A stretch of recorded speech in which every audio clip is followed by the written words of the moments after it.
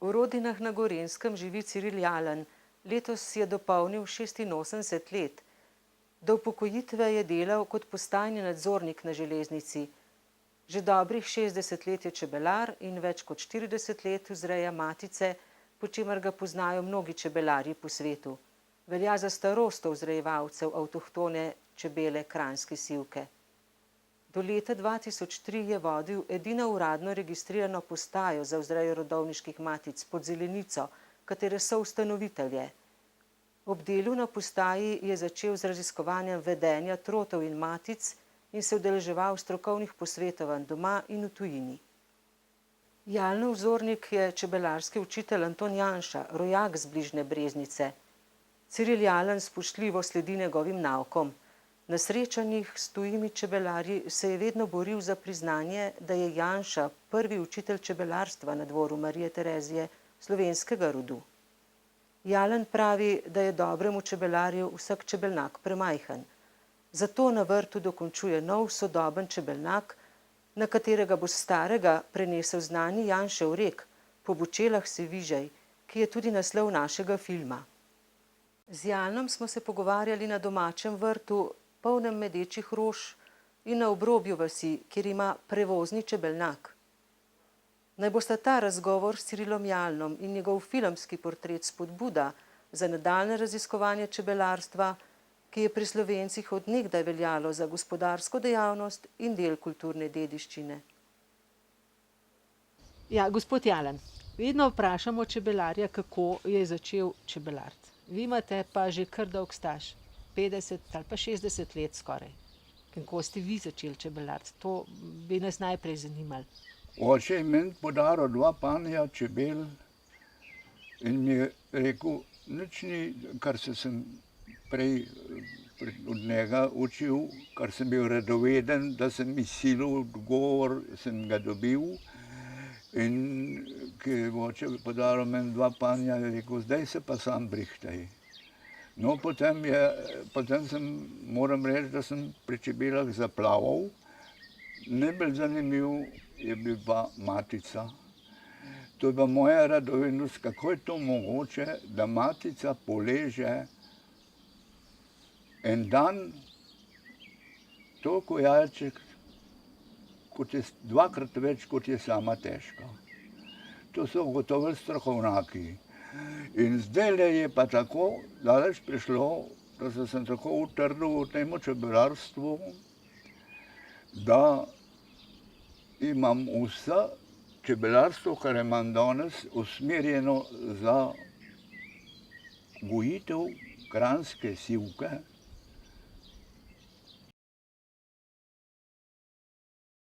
Prva zapoved je to, da mora čebelar biti navajen opazovanja in mora vse napako družine že odkrivati pri izletu čebel. Tam vse čebelar, dober praktik, vidite, vse napako pri vsake družini, da ni treba odpirati vsakega panja posebej. Pri 100 čebelnih družin ali pa 120, kot jaz to pravljam,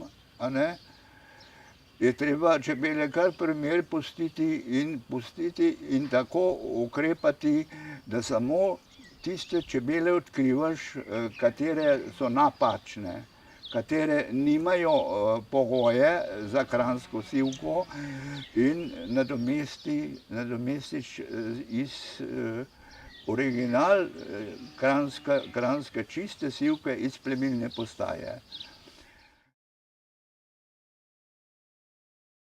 Svet Janša, bi rekel, v delu čebelarstva bolj pozna kot, bi rekel, naši domači kraji, domačini.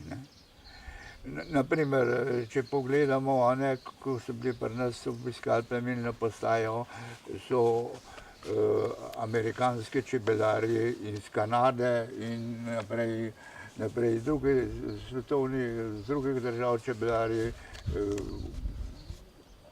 v Angliji, Švici, v splošni Evropi več poznajo Janša kot pa naši sami domačini. Janša je bil en velik učenjak, en velik učitelj. In ker smo ustavljali plemenno postajo, smo dali ime, da naj bo ta mesto plemenna postaja Antona Janša, ki bo v čast in spomin, kot živ spomenik njenemu prvemu čebelarskemu učitelju na svetu. Ja, se spomnim, da so tudi čebelarji počasi se zavedali, pa so nekatere obletnice Janševe, bodisi smrti ali pa rojstva, večkrat društva bolj svečano obeležila. Ampak tudi tam ste vi sodelovali? Se spomnite Ena ene taka zanimive, proslava, velike proslave? ja, ena taka proslava je bila prav na Breznici, poleg Janševega spomenaka, čebelnaka, a ne, nasproti trgovine, ki smo to obeležili samo zaradi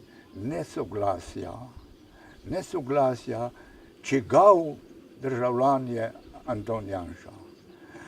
Avstrija je vztrajala, da je njihov državljan, da je njihov rojak, mi Slovenci smo vztrajali, da je pri nas rojen in naš rojak.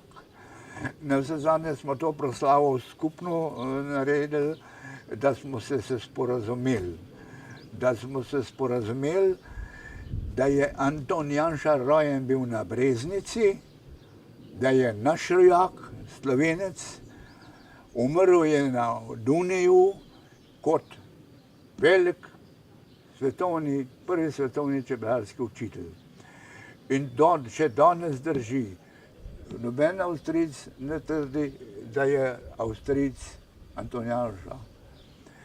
Ampak mi pa trdimo, da je Anton Janša Slovenec, da je naš rojak, z Breznice doma, kuhar je od Tonej, so mu rekli. In jaz bom samo prebral v staroslovenščini tisti skeč, katerega je dogajanje na Dunaju pri sprejemu, ker je bil povišan za učitelja, čebelarskega učitelja Marije Tereze na Dvoru. In jaz bom sam ta skeč prebral v staroslovenščini, ki je še danes kroži geslo po bečelah se vižej. To se pravi, da tako delaj, tako gospodari, kot družina v čebelnjaku. Lepo, no, Janša takole govori in se spomni njegovega očeta, kako mu je na smrtni postelji dejal, to naj po čebelah se vižej. Žlahtniki in baroni, kmeti in purgarji naj ne zamerijo, kadar narpopred od sebe nekaj povem. Kadar so moj dobri oča v smrtni uri bili, tok so me k sebi poklicali in mi le to djal. To naj, po bečelah se vižej. Tako so pridne, tako so dobre. Na njih besede mislim zdaj, kadar sem leto visoko čast dobil, vam, katere čebele ljubite, od njih podvočenje dajat. Najpopred vam hočem govorit od čebel sploh, od čebelne podobe, od trotov in matice, od matičnega spola in od trotovskega spola. Potler od vojska in satovja, od strdi in rožnega cveta, od pajnov in od čebelnjaka, od programiranju in rojev teh čebel, od znamnjev teh rojev, od plemena te matice in jalovine. Nazadnje se je pa Anton Janša, to se pravi, da je že kar tle Cesarskemu dvoru en uk dajal. Nazadnje se pa Anton Janša spomnil pa zamislil, ki mu je dolg čas bil po Breznici, pa prijel prav takole, sam pri sebi. Oča, storil sem, kar sem obljubil. Pa se pa zamislil, kako brat, da bi bil dol na Zabreznici pri mojih kranjskih čebelah. Glejte. Pokazal. Ja. Kje? Še kar Od kod dolg je? čas smo bili, pa je že tam povedal, da je Kranjc, da je Slovenc, Tako. rojen Odkot? na Doma. Breznici. O Kranici smo govorili, ampak kakšna pa je ta Kranica? Po čem je toliko boljša in toliko drugačna kot recimo laška čebela ali pa nemška? Kaj je tisto značilno za Kranico, za Največje- kranjsko sivko? Največje naše sivko je poleg kavkaške, recimo, mogoče majhen prevladuje kavkaška, ampak zelo značilno je, da ima veliko prednost kranjska sivka, ker je mirna, malo porabi, pridna, počitek mora imeti po zimi, november, december, januar, 3 mesece. Spomladi da vse od sebe, odporna je proti bolezni. In smo ugotovili zadnjih 10 let na plemenni postaji, tu sem jaz to ugotavljal in lahko dokažem potom svojih zapiskov, da je odporna proti varovi.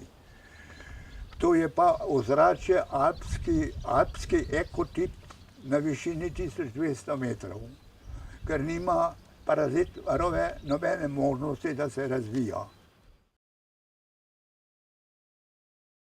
Čebelarji so najbolj prijatelji pozimi, k njim nobenega dela čebelar, samo debatirajo in pripovedujejo povesti eno drugemu, pa kakšne predavanje poslušajo.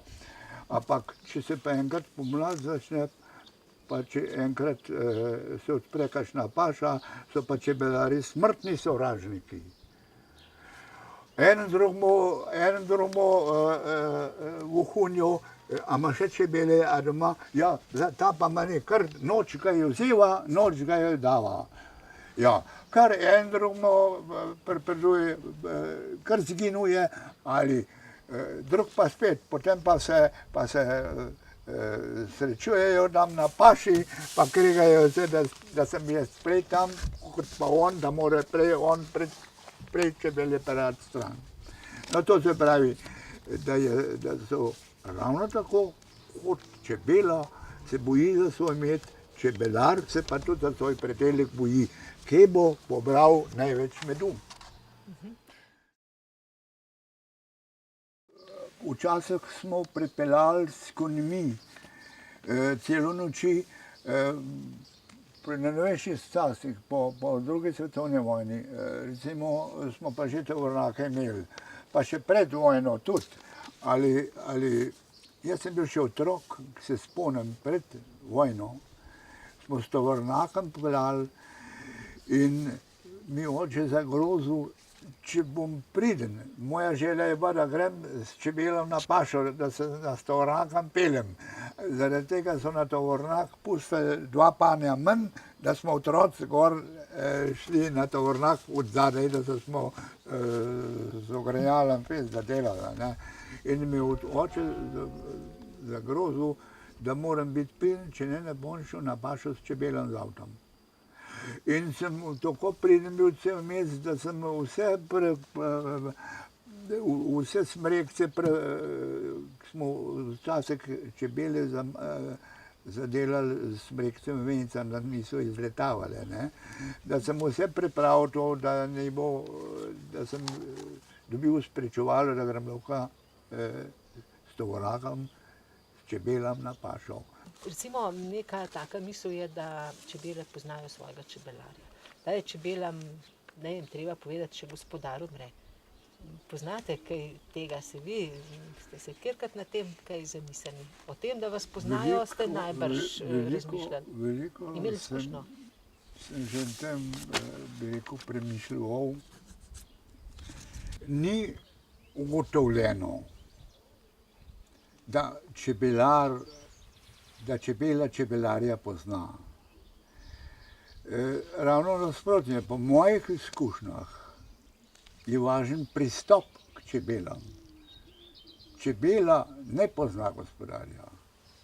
In če narobe narediš, ravno da lahko te upikajo še hujš, kot pa, bi rekel, kot bi poznali te.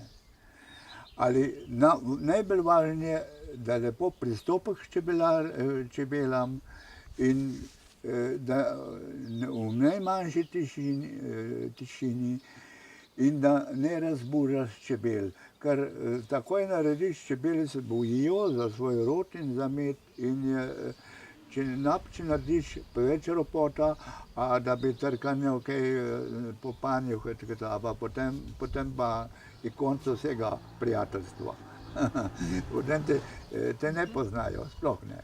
Važen je samo pristop.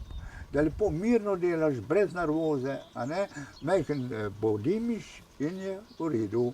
Čebele te pustijo pri miru. A na zasluženost je mogla biti, da je čebela dobiva in da umre. In če mene, recimo, en nečebelar prepoveduje, pa da tokle čebele po crkvu mene mraz strese. Jaz sem navajen, da čebela umre. Ampak to izhaja od veselnega potopa. Zdaj vam povedal nekaj, povest, ali verjamete ali pa ne. Bog je rekel, no eto, barko stesi, jaz bom svet je tako pohvaljen, da ga bom potopil. Samo tvojo družino pa bom rešil. In on je barko stesel, ko je bil pa veselni potep in predem je Bog napovedal, da 40 dni pa 40 noči ploha pa tako naprej. In je še posebej naročil Noji, en pan čebel s sabo vzme, da ti bo povedala, kdaj bo zemlja nastala, kdaj se bo morje usušilo, da boš vedel. In on je pan čebel s sabo vzel in Noe ni vedel, njegova družina sploh, sam morje, nobene zemlje še ni videl. In 3 dni pred je on zagledal hribček suhe zemlje, 3 dni prej so čebele nesle njegov pan cvetni prah. On je vedel 3 dni prej, da se morje usiha in da bo videl zemljo. Čez 3 dni pa videl zemljo. No in od takrat je Noe rekel, čebela umre. Imamo veliko pregovorov, ampak primer je nek druga, kar je bolj originalna, ne. Najboljše, če po pečelah se vižaj. To lahko celo povest pove. Če bi mi bili tako gospodarni kot čebele družini, gospodar, matica, njene družine, potem lahko bi rekli, da imamo 2krat Ameriko naenkrat. Če bi mi to imeli. To je eno. Zdaj pa pregovor pa prav. Ena žlica strti, ena kaplja krvi. Aha. Gledajte, to je pa več kot to je pa jasno, če več žlic medu pojedel, več kapljic krvi. Ja. In mi te panskim končnicam pravimo mi babji jezik. Aha. Ja, pogledajte, hudič ženski brusi jezik. In to pomeni, da ona ni nikoli tiho, samo klepeta, da se jezik zrabi in ga je treba obrusiti. In to hudič dela. In zato so mene že za ušesa grabili, pa kazali sliko, da sem jaz žleht. Če to sliko upoštevam. Ne, No, recimo. ta- Ampak to je panska končnica, tako to je pregovor tak. Tako je. Ja. Tudi zato imajo ženske ostre jezike, ker Točno. jih je. No, in to je slika, da ponazarja, kako ima ženska oster jezik. Da se ne treba kosati z njo, da je bolj moški, če je kar tiho.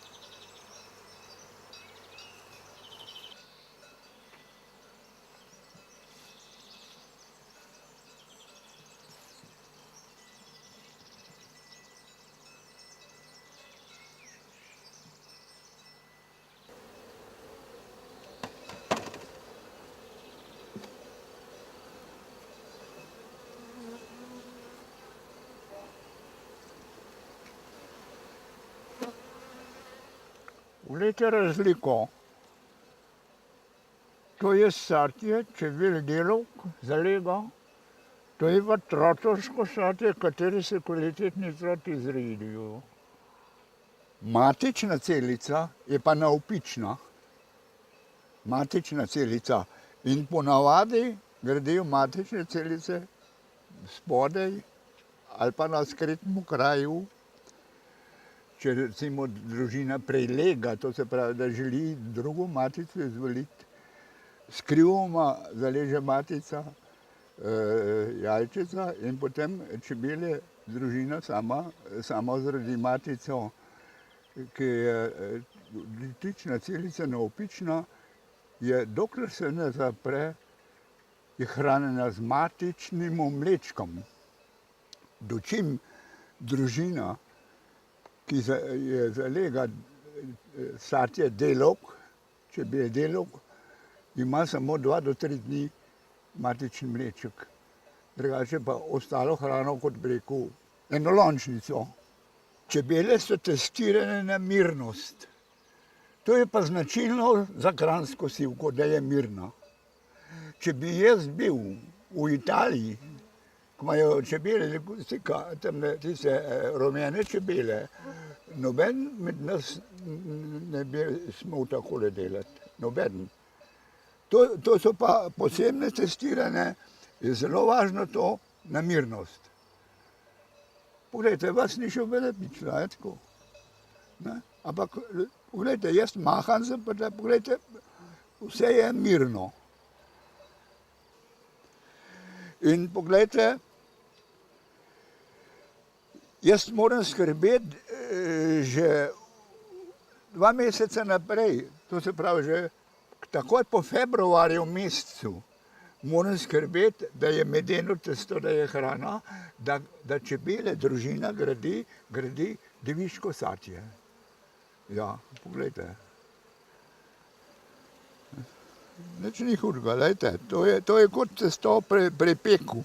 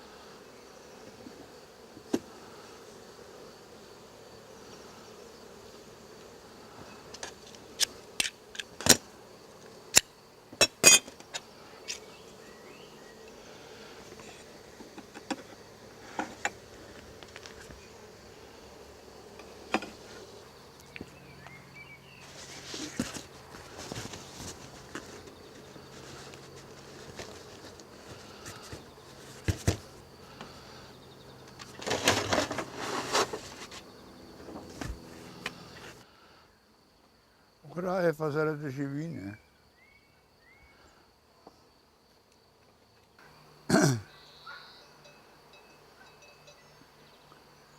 Je bila zimska temperatura se je zavlekla skoraj do pomladi in čebele so bili dobesedno lačne in temperatura je pa tako nizka, da posvečenci, to se pravi začetek marca meseca, nisem nobenega izleta bilo. Zdaj samo čakamo, da se družine opomorejo, da žatejo živalne, potem pa čakamo, da bodo prinesle v medišče vsaj nekaj medu. In kako točiti med? To je zdaj vprašanje. Nekateri čebelarji točijo med samo, da se posveti. Ma žebra, ampak to ni točno. Med mora biti goden, mora biti pokrit. In potem se med ne pokvari, ravno tako mora biti recimo kot jabolko na drevesu. Če bomo mi prehitro jabolko obrali, ni godno. Moramo čakati, da je dozorel. Tako, da se jih razumeti, kako in kaj, ne? Da če ni zrel, se med skiza. Tako, kot ste mene kaj. Tukaj je med akacijev, cvetlični, to je gojzni, to je cvetlični med za prodajo. Potem na kozarcih imam cvetlični med gore, zelenice med imam pa tam noter, ker ga je stalo, ne, posebej, ne. Ja. Takole, to je osnova. Glejte. Ja. Ja, čebele mogoče točno tako kot čebele pravzaprav so arhitekti. Poglejte, tokle kotna celica, poglejte, že tle je kotna celica, pa še tako naprej. Poglejte, vse, ja.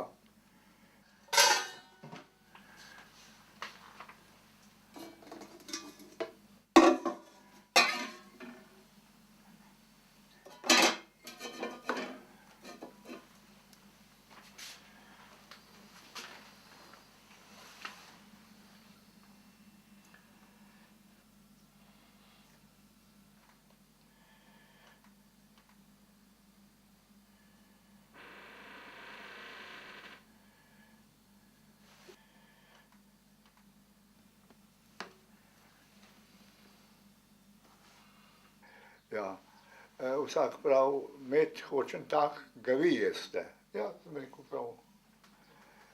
Jaz ne jem slabega medu, samo dobrega in pa res zgodnjega. Da je zrel med kot jabolko na drevesu, kakor sem povedal. Ja.